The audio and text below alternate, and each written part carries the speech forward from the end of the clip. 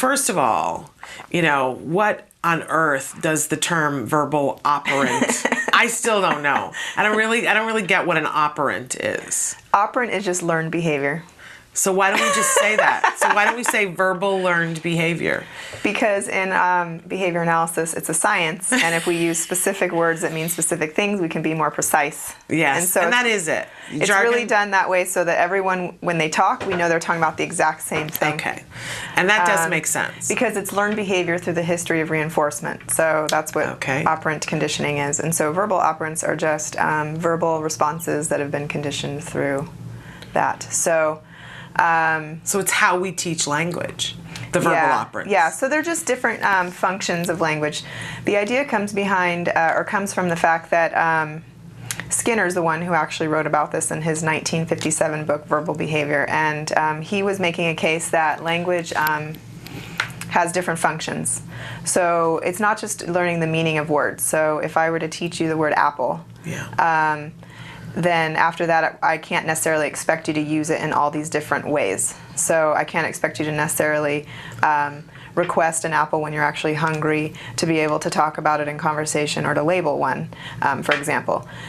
So he early on kind of divided language up into different functional uses, and then he named each one a different verbal operant type.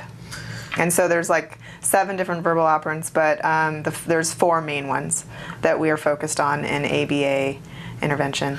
And so am I putting too fine of a point on it to say this is the way in which we with precision teach language to people who haven't learned it in the organic way?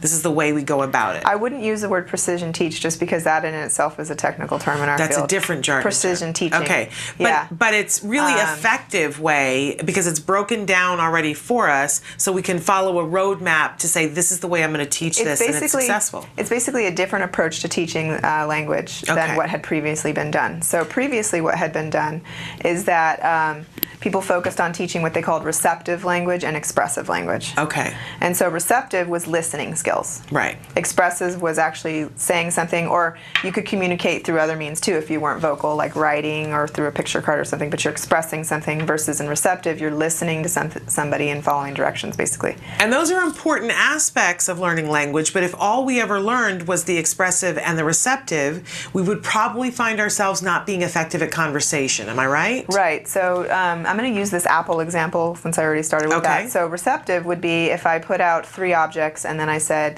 touch the apple. Mm-hmm. The idea here is the child listens, hears the word apple, scans the array, and then finds the one that matches. Right. And then that's showing that they have the receptive skill, receptive identification of apple. For expressive, what they would normally do is in the presence of an apple, they would say, what is it? And then the child says, it's an apple or apple. And that's reinforced over time. And so then what would happen is they would say, well, we're done teaching it, they get it now. Yeah. So when I ask them to select an apple, they hear that and do it, and when they see one and are asked what it is, they can label it. So now they should be able to use that in speech, but that's the problem where the breakdown was occurring, is that they're not really using it in speech. And this is what a lot of you write in and say, that you've got a child who's on the spectrum and, they can label things like crazy, but when are we going to get to the conversation? And you're frustrated with what's happening at the school because it seems like they've left off there. Yeah, there's this weird assumption that you're going to teach him the meaning of the word apple, and now he'll just use that in conversation. Right. But that wasn't happening. So Skinner's analysis. I'm going to have you pause. Got to that next step. Okay, because this is really important stuff, and we're going to have you pause there. But realize that what we're going to talk about next is the next leap, which leads to the conversation.